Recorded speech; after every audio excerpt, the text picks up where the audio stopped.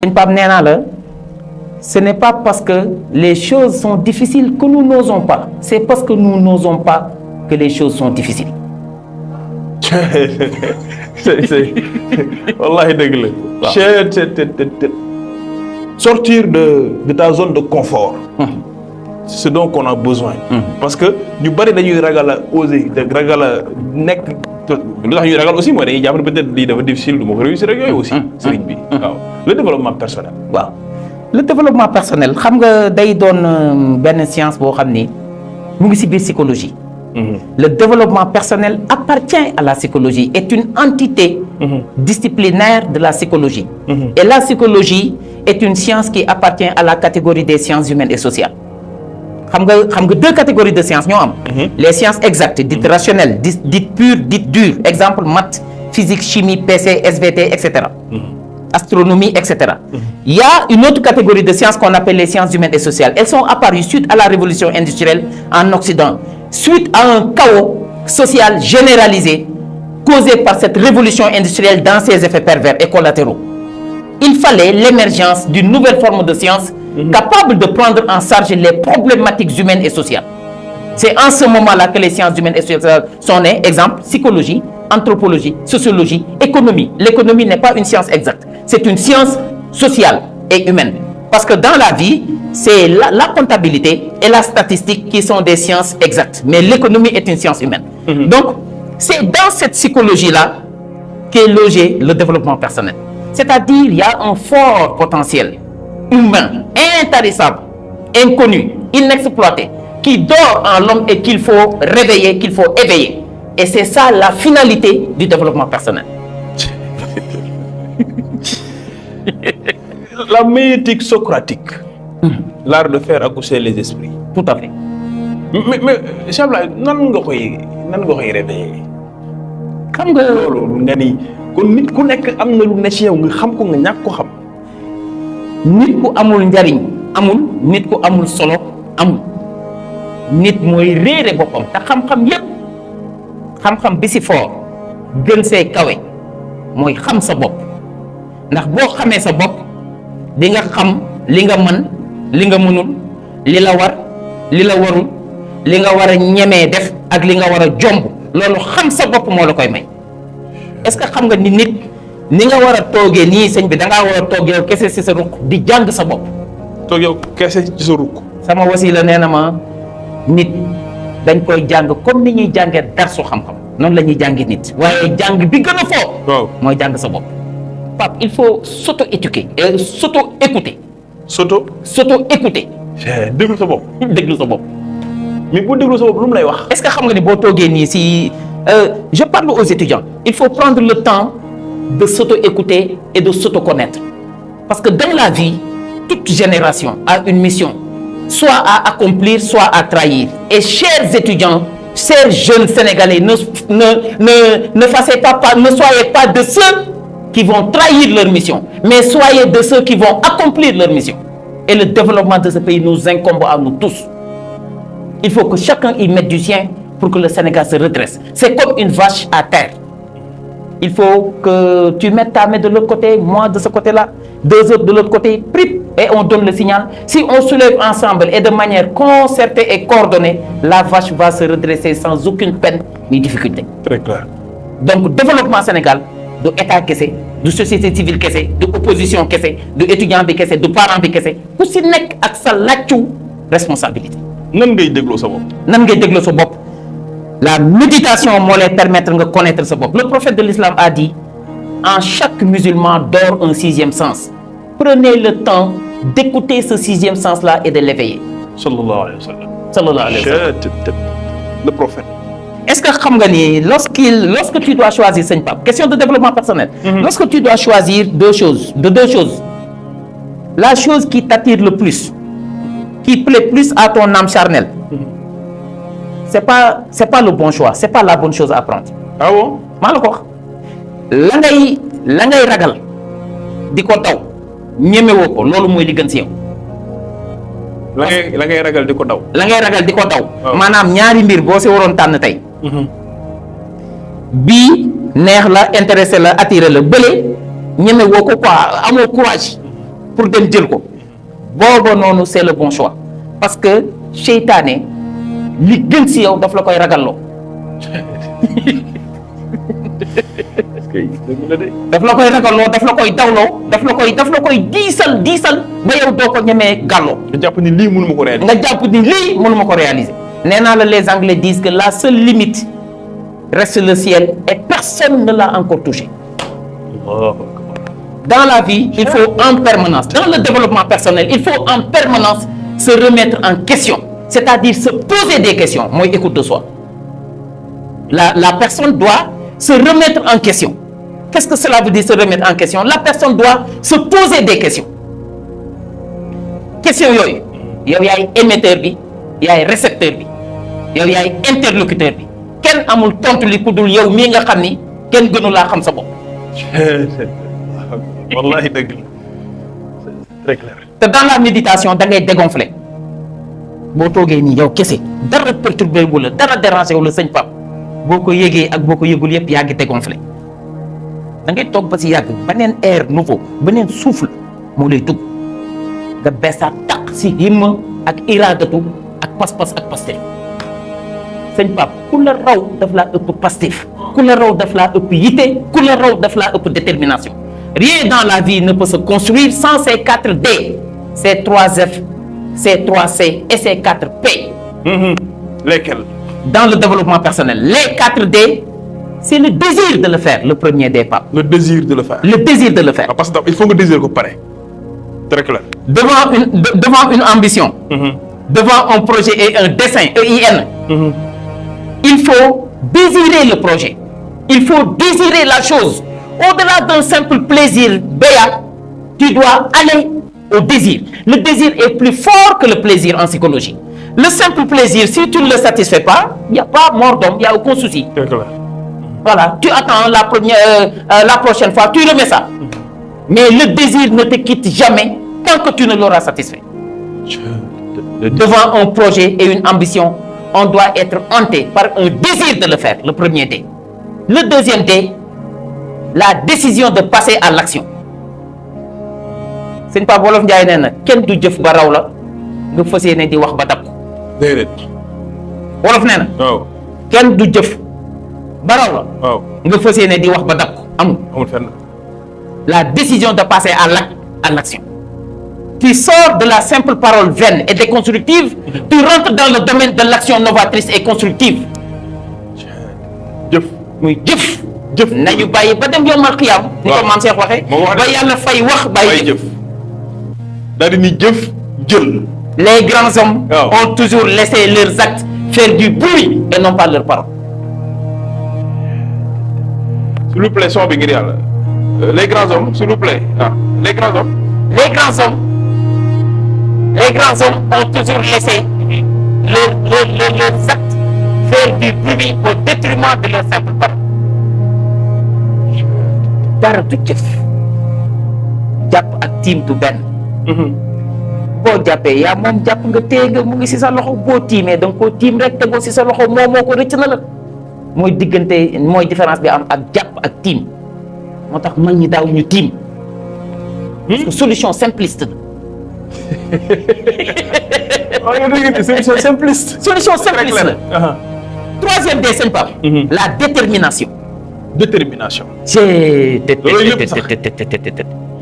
bi ma demee États-Unis dama mos denk si benn salon. de médecine accompagné woon sam benn xarit di ko traduire en anglais. waaw suñu benn xaritu Modou Modou. maa ngi gis ñu tapé foofu parce que foofu léppay wax ak yow même t-shirt yi dañuy wax ak yow. Il y a des proverbes et des adages qui sont écrits sur les t-shirts et qui te rappellent ton pays, tes valeurs, ta source, ta culture. ñu bind si winners must have two things. Definite goals and burning desire to achieve them. Ceux qui gagnent, les vainqueurs, doivent avoir deux choses fondamentales, des objectifs clairement définis et une volonté ardente de les réaliser. Réalisation, ça nous ramène à l'action. La détermination, c'est pas. détermination. dara du détermination ma wax la naka laa koy assimiler. waaw. mais jëlal sa oto di dem Dakar. waaw. songu AIBD bi sëñ Pape. am nga droit reculer wala ngay dellu ginnaaw. déedéet. loolu mooy détermination. Qu'il pleuve, qu'il neige, qu'il fasse beau ou non, que le soleil soit là, que tu aies des problèmes ou pas, tu ne renonces pas à ton objectif. C'est la raison pour laquelle en développement personnel, lorsqu'on est dans la réalisation d'un but, d'un dessein et d'un objectif, on ne doit en parler qu'aux gens qui nous encouragent. li wax ko ci wolof ndax nit ñi dégg ko li nga wax nii très clair parce que gars yi ak ñoo mën damay def li ñu lu doo ko réussir bu ko def. boo amee yéene. wala nësër wala mbëbët bu baax bu kawe bu si waxtaanal ak kudul koo xamante si daf lay yokk jom daf lay yokk yitte daf lay yokk passif daf lay encouragé ba boole la sax ak ay nit ñoo xam ni dinañ la jàppale pour mbir mi tax. détermination. la détermination. sëñ Pape. waaw dara du détermination. yemal ak lenn. si. am naa xam ni ko moom la amoon. maa la ko wax parce que si biir détermination ñaari œil ñu ngi si. waaw engagement ak exigence ñu ngi si biir détermination. engagement ak exigence. xam nga engagement mooy lan. waaw mooy volontaire. waaw.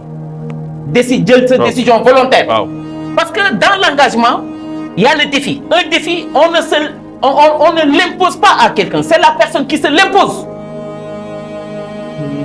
comme nga ni man damaa jàpp bokk ci famille boo xam ni dañoo néew doole fas naa yéene fii ba ilal abat man dinaa liggéey am alal joo xam ni maa leen di yoral seen lépp kenn dootu ci toll. kenn forcé wu la ko mais yow da ngaa xam ni loolu yaa ko am di xale yi naan am. C'est ça la détermination. C'est un mot. Et dans la détermination, il y a les deux E. Il y a l'engagement, il y a l'exigence. L'exigence. Xam nga Pape exigence mooy lan. waaw. ay Pape duma Wave. waaw Pape duma Orange Money. relation yu bëri jeex nañu takk nañu ndax diw am na xaalis du ma dimbali. diw du ma jox dara. mais loolu ngay exiger nit ki exiger ko sa bopp. nan nga ko exiger sa bopp. mooy l'indépendance, la liberté et la discrétion. te jom seen Pape xam nga lu waral fas jom. waaw da ngay romb fas ci kaw tali bi. question de développement personnel. mag ña seen maqaama yu mag ya les grands hommes ay Cheikh Anta Diop. ay maître Abdoulaye Wade nii yaa ngi dégg président yu ba maanaam li ñu jot a réaliser. li leen ko may mooy de grandes ambitions. Aux grands hommes les grandes ambitions, aux petits hommes les petites ambitions. Les grands hommes se soucient d'éthique, les petits hommes se soucient d'étiquette. waaye sëñ Pape. waaw la lu war a fas jom. waaw naaj bi day tàng jër. wallahi amaanaam sax fer ba ñu defoon ci tànk bi dañ na wala ret na ba jeex takk te borom yëgu. fas bi moom fas bi. waaw.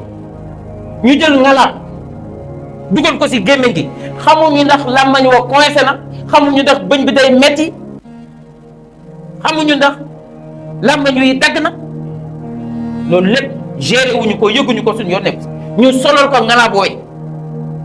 di xëcc di xëcc di xëcc xamoo ndax làmmañ wa coincé na xamoo ndax làmmañ wa dagg na xamoo ndax bëñ ba damm na nga boole kooku ay yat di dóor yenn saa yi fu bon nga koy dóor waaye da ngaa mas dégg fas ni maa lànk du ma dem wala da ngaa mas dégg ni fas ni baal ma jégal ma wala da ngaa dégg fas ni dóoral ndànk wala fi nga ma dóor baaxul. da nga koy romb naaj bi tàng jër. muy dem rek yenn saa yi ay nit yu bari si kaw diis ko yan ko lu diis lu bari muy dem rek.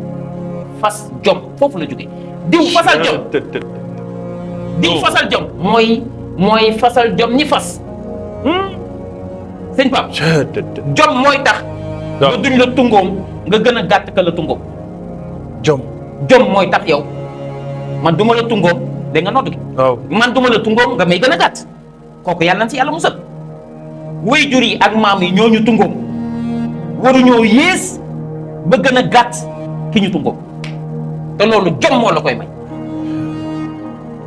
Quatrième D, la discipline. La discipline. Sénégal, le premier intrant du développement et de l'émergence du Sénégal, c'est la discipline. C'est le civisme, c'est le patriotisme, c'est la citoyenneté, c'est le don de soi, c'est l'engagement, c'est l'exigence, c'est la détermination, c'est la discipline, c'est l'entrepreneuriat renforcé et rapide. loolu ñun moo ñuy génne ci gouta gi ñu nekk. gaa yaa ngi siy liggéey ils sont en train de faire de très bonnes choses. mais lu baax du doy. 4D yaa ngi noonu. 4D yi. Le désir de le faire, la décision de passer à l'action, la détermination et la discipline. Mais c'est la discipline qui a fabriqué et construit le développement et l'émergence des pays asiatiques. Cheikh Ablaye jox ma loxo tuuti mën a la da nga wax rek sama xel dem ci les pays asiatiques far nga wax ko. sëñ Pape man am naa sama benn xarit bu dem Chine bi ma ko njëkkee gis dama ne ko bëgguma sëri ca bëgguma dara wax ma ni chinois yi def ba décollé wallahi alazim boo demee moom may te dégg. xoolal fi Chine tolloon ak léegi. waaw yow 1 milliard 400 millions lañ. nga ne ko wax ma rek. wax ma rek fu yow mi dem ba sa ñoom. dëkk ak ñoom pendant 6 mois kii dafa demoon stage xaw ma lan. waaw wax ma rek nan la chinois yi dafa dem mu ni ma xoolal doo dégg téléphone portable bu sonné. ah nii si kaw nii. waaw ngeen nekk dans un bus wala dans un lieu public wala dans une assemblée nga dégg ay téléphone kii di sonné. waaw déedéet vibreur lañ koy def parce que bëgguñoo déranger ñi nekk si seen wet te amaanaam sax duñ jullit. mu ni ma xoolal car bi bu xasee ba taxaw nii car bi bu xasee ba taxaw. waaw receveur bi du la delloo weccate. waaw tu montes en faisant l'appoint bu ticket bi dee 1 yen 5 tu montes avec 1 yen 5. fii da ngay gis ku yoree 10 000 francs wala 5 000 francs. jox ko receveur bi dugal ko si ay problème waaw te taxaw exiger nag par force mu wecc la.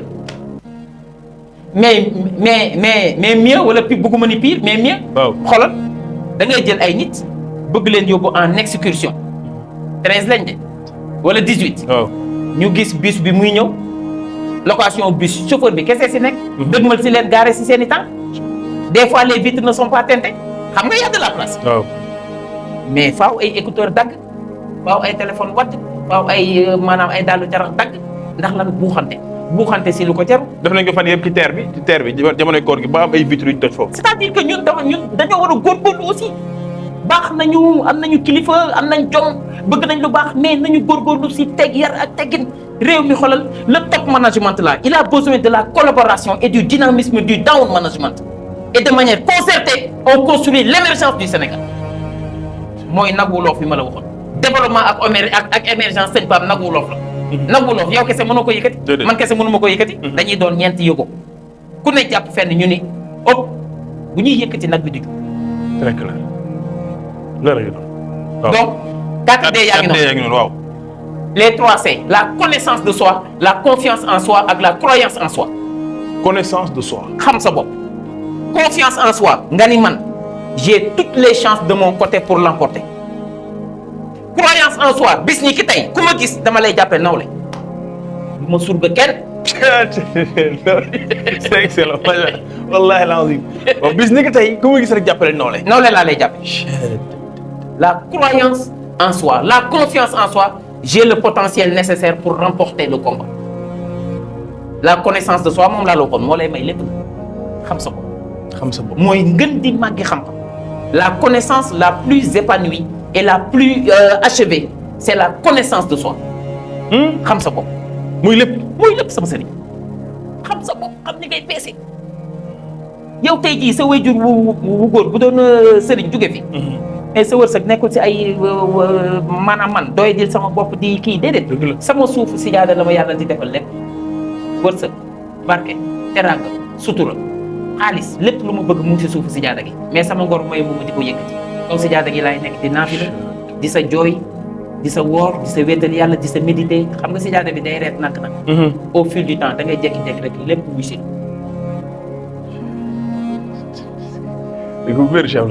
waaw léegi nag les trois F waaw fit fulla fayda faw nga am ko boo amul fulla lu ñuy séddale yaay mujjee seddu te amaanaam yenn saa yi du la jot boo amul fulla yàlla nga dëgg de lu ñuy séddale yow la ñuy mujjee sedd te amaanaam yenn saa yi xéwal gi du fa àgg day cate boo amee fulla ak fayda xam ni ngay peese dana góor day tegal leen ko wàllam bu ngeen ko mayul bu ñëwee kenn du dégg xam ngeen jikko uude nu mu la gisee la lay ëwwalee donc nit ki dafa am benn genre autoprotection mieux autopréservation parce que tu es ton meilleur allié tu es ton meilleur support tu es ton meilleur ami tu es ton meilleur protecteur yow yaay sa lépp bopp ginnaaw yàlla ak say waajur ak sa sëriñ yaay sa lépp bopp kon yow da ngaa war a veiller si sa bopp sëñ Pape yow fi mu ne nii ñaari Pape Thioune ko sëñ Pape Thioune 1 dafa war veiller si sëñ Pape Thioune 2 di ko protéger ak di ko dimbali maa la ko wax n'attends rien de personne sois indépendant construis-toi te góor day wàcc en développement personnel la personne doit créer le futur avant qu'il ne se présente góor day wàcc Parce que la mission, les défis de demain, la mission de demain, les ambitions de demain, les aléas de la vie de demain, les épreuves, tu dois être prêt à les porter et à les supporter. C'est ce qui fera de toi l'homme total dont parlait Garoudi. nit da ngay waaj quoi góor da ngay waaj parce que xamoo ëllëg étudiants yi dama naan leen yenn saa yi vous ne savez pas le métier que le bon Dieu aura choisi pour vous. Vous savez le métier que vous choisissez, mais vous ne savez pas le métier que Dieu aura choisi pour vous. Donc préparez-vous en conséquence. Adina dox la. waaw. Berceau cercueil. Adina dox la. Berceau cercueil. La vie est un voyage allant du berceau au cercueil. Diggante bi bagage boo mënti for gis mu am njariñ du lu nit di jëfandikoo jëlal dugal sa poos bis dina ñëw di nga ko soxla waaw bul ne lañ seen bii sëñ bi bu ma ko for dugal sam poos man lañ laa jàpp dugal la si ay filet bëgg laa boolee gaynde ga rëcc. waaw ñu ni nañ xaar gaynde gi ñëw ñibbi si war naa xiif waaw booba lañ seet ba nga for sa yoon wa ba ngay dox lañ seet ba nga for dugal si sa poos ndax mënoo saa yett benn kii boo xamante ne si di nga daw balay gaynde gu xiif gi ñu lay booleeg moom kon àddina ka tukki la voyage boobu nag du bépp bagage boo xam ne bagage bi sëñ Pape mën na laa amal solo foral dugal si sa poos mooy lan dans ce 21e siècle celui qui n'a pas ces 4 ingrédients là il est handicapé sans le savoir. La maîtrise de l'outil informatique, la maîtrise de l'anglais, la communication avec le permis de conduire. Professeur, docteur Koundoul Fanoy. Je demande à la jeunesse sénégalaise. Wow. Au lieu ngay changer sa iPhone bii nga xam ne am nga le modèle précédent. waaw bii di ñëw nii li nga koy changer jëlal xaalis boobu nga fay si auto école dem jàngi dawal jël permis dugal sa poste mais métier yoo kii liggéey day bette. Il faut que les gens soient réalistes. Réaliste. Le réalisme sëñ Pape te ba noppi wax naa la les 3F. waaw fit fulla fayda. waaw fit moom boo ko amul. wax naa la ko émission précédente fit moom Pape ku ko amul. waaw gasal sa bàmmeel dem dugg sa xaar yàlla. amul fit mu ñëw ak ku amul fit mais nit da ngay fit sëñ Pape boo bëggee jot si sa wàll da ngay am fit ak mu ma neex la mu fit. maa la ko wax en développement personnel moom la ñuy wax audace. L'audace. Barack Obama livre bi mu bind nu mu ko tuddee. waaw l'audace d'espérer. L'audace d'espérer. The audacity of hope. L'audace d'espérer. noonu la ko tuddee de. mais audace sëñ Pape buy lépp. yow tey jii nii boo jëlee sa doom bu jigéen may ko amul fit yaa ko sànq yaa ko sacrifié. borom kër da ngay protéger say doom protéger say soxna. lu jugee sa àll ba nar a dal seen kaw na njëkk a waafal mu njëkk a dal si sa kaw ba noppi. kilifa kilifa ma wax la kilifa nu ma la koy métaphoriser sëñ Pape. waaw. Le tronc d'arbre avec les branches et les fruits les feuilles. waaw. doom yi ñooy xob yi doom yi ñooy xobu garab gi soxna yi ñooy branche yi yow yaay tronc d'arbre bi waaye ñoom war nañoo jaayu ngelaw ñëw ñuy jaayu mooy ñuy déconner. waaw di mer di perturber. waaw. yow nga ni da nga leen di topp si seen jikko ak seen baaxu maam yow en tant que tronc d'arbre bi mooy maanaam yaxu garab gi. j'espère que ñi ñuy déglu. waaw dañu xam nañ ko waaw tronc d'arbre. waaw. mais man kilifa gi dama war di jëlale di jéggale di muñ. Des fois je sais ce qui se passe dans la maison. waaw. Mais je fais semblant de l'ignorer tout en tenant compte dans mes actions de tous les jours. su ma jëfee rek ñoo xam ni. xamoon naa lépp waaye damaa wax ku miin sa wax yàpp la kon bu garab yi bu maanaam branche yi ak.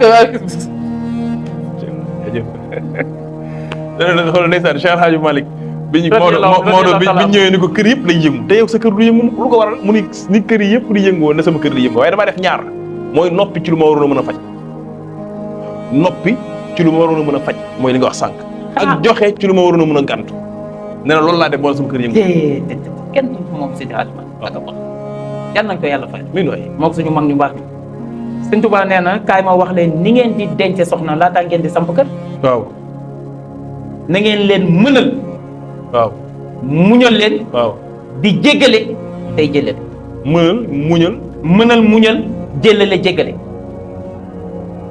mais yow koo sutul mënoo ko may kër sa soxna buy maanaam sa soxna boo wàccee sa bopp ba yam ak moom comportement. waaw mais sëñ bi koo mënta muñ ay ayibam matoo ko kilifa. nga ni. sëñ Pape. waaw.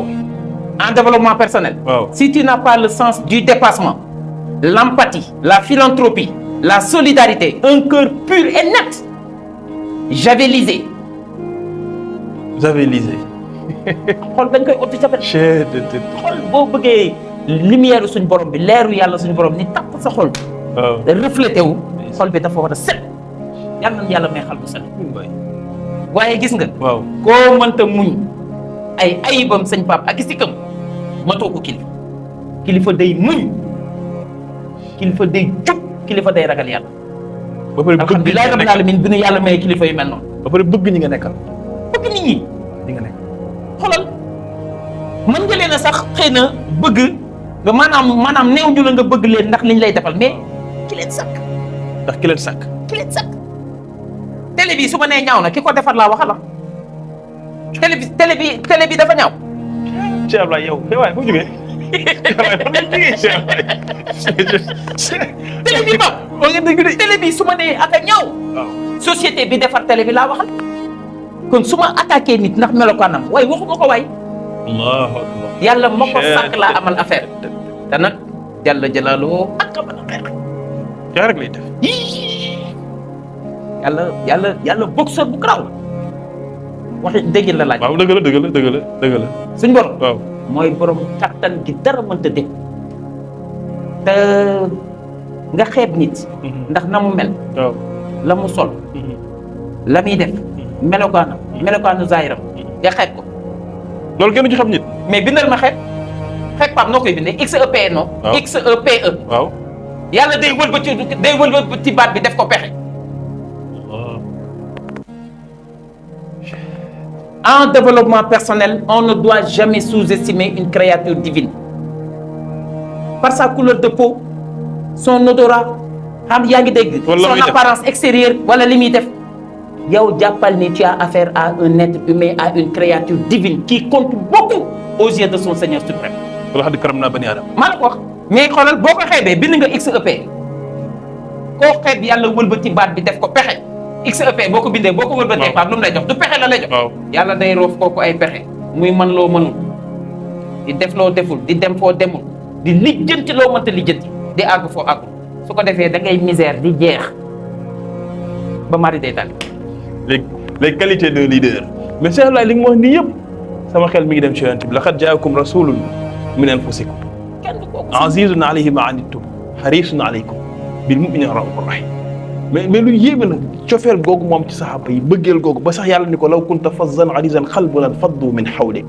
si tu étais quelqu'un au cœur dur kon il se serait détourné de toi. mais saxaaba yi ñoo tax ma gëm ni aux hommes bien nés la valeur n'attend point le nombre des années. c'est les compagnons du prophète qui m'ont fait croire cette citation. maanaam nit at yi amul solo parce que gis nañ fi lu ne ba tey mais pas-pas bi ak himma bi ak iradatu bi ak passif bi moo am solo.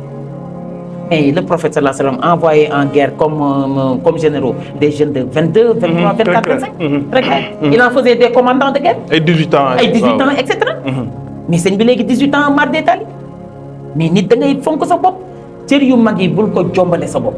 cër yu mag yi. cër yu mag yi bul ko jombale sa bopp. mooy kenn du xeeb sa bopp. kenn du xeeb sa bopp yàlla moo koy joxe te Cheikh na Ahmed Tidiane Chérif. waaw. bi muy tarbiyu boppam. waaw. di xeex contre lépp luy xeetu iñaan. soo bu masaan gis ko am dara danaan yow yàlla suñu borom maa ngi lay ñaan yàlla na nga ko fulal te barkeelal ko.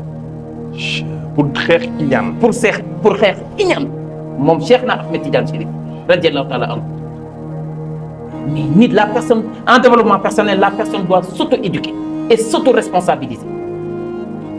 Pape nee naa la àddina du berceau au cercueil nooflaay amu fi sa maam da daan wax naan ki fi gën a sonn si àddina mooy ki fiy xaar nooflaay wala mu fiy xaar bànneex nee na kooku moo gën a sonn ñëpp. nooflaay am fi de. nooflaay am fi sëñ Pape. yàlla sëñ Cheikh nee na yàlla ci mashaq lañ bind waaye binduñu ci raaxa. wala xat karam na kii. insaan fi kabat fi kab loolu laa doon seet.